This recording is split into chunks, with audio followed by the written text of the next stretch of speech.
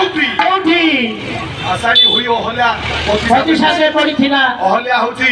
वैशिष्ट ऋषि को झियो हां गौतम ऋषि ताको अभिशाप काई नहीं थला आपण माने जानी हां से पाषाण होई कि थला जेते बेले प्रभुकर पाद बाजिला हां ओहल्या तोलनी ताले पादुका नेला किए ये होची पाठला तम मुंडो हजै देबी त भाबुछ कि ताले पादुका नेला किए ये पादुका नेला होची भरत ताले पाद धोइला किए विज्ञानी कहि परतो बा सत्य कृत तापर आसिला द्वापर जुग गंगा नदी रे जमुना नदी रे प्रभु जो कथा बापा कहिदिले तेणु पाद बाजिला कोठी कालिया नागठे बाजिला थला पाद ताले पाद धोइला किए दया बीज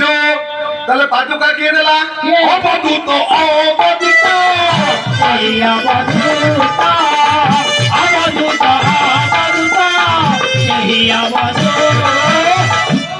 ये कली जुग रे आइले कहबो को नदी रे पानी हला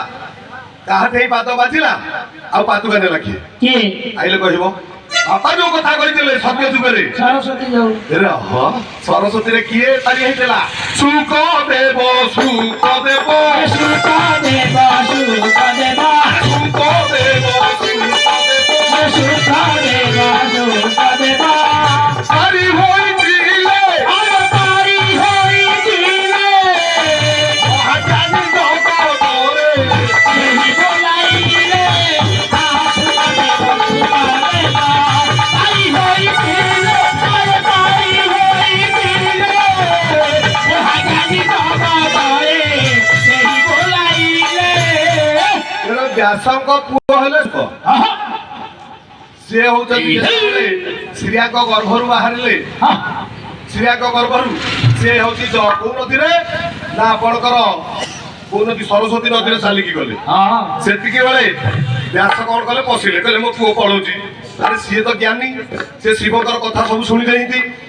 व्यास जतळ गले ताको माया लागिची ताको बाटरे पानी बसिला कहला बापा तमे जाओ मु पछरे आसीबी तुमको देखा हेबी मोर बहुत कर्म अछि तेनु कहते दुआरी जगियसी कर न पारे माछियारे पाठटा पचारि कौन तुम जीव कर्म तत्व कहीं कौन शिशु स्पाइनाल कर्म आगुरी गला कही भजनटा कौटी देखुन कह कलिजुगे पाद कौटा कहानी ताहले जो कथा कौच साधु साधु चाणक्य चाणक्य कहला साधु न दर्शने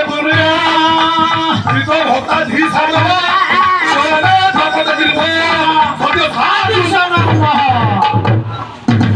खाली साधु साधु साधु केमितिया जिनस केते प्रतीकर अधिकारी आपको जणा अछि साधु होची 24 प्रतीकर अधिकारी तुमको कुहा बन से 24 टा गुरु करछ पर सार को पछारी कहि केरो धन रे चाणक्य कहले साधु ना दर्शन पुण्य जड़े साधु को दर्शन कले पुण्य मिले तू तो भक्ता धिसा दबा गोटे जति से दलुआ पानी रे गाधेबे पवित्र होइयो सेटा भी भल जल हे जल नै प्राप्त तीर्थ जति गोटे अतुठे रे गाधेबे तीर्थ होइयो सत्य साधु समागम जति से गोटे मशाणी भूई रे जिबे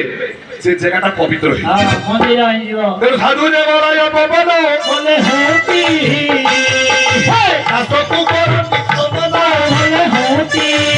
जीव साधु संग बिनु बोले होती अधीन पारे मोर तनु बोले होती साधु संग जे करमिति रवि निर्मल भक्ति साधु को मकु मोर डर हसी को होती दामोदर एटा पद अछि भागवत जो सभारे भागवत गीता नहीं से हरि सभा नुह भागवत होती भक्तिर प्रतीक गीता होती पढ़िले त्यागर प्रतीक पुराण है आदर्शर प्रतीक बड़ भाई आमर कहते आम देखले किए तरिले फिर आम डायरेक्ट देखू किए तरिला दिने रामचंद्र मर्यादा पुरुष भाई जो सेतुबंध बसाऊले सेतुबंध सत्य जुगे मनीष थे 28 हाथी ता देहरु अधे छेदा हला आसिया त्रेता जुग 14 हाथी एमितिया कथा आग प्रकार अछि तापरे ता देहरु अधे छेदा हला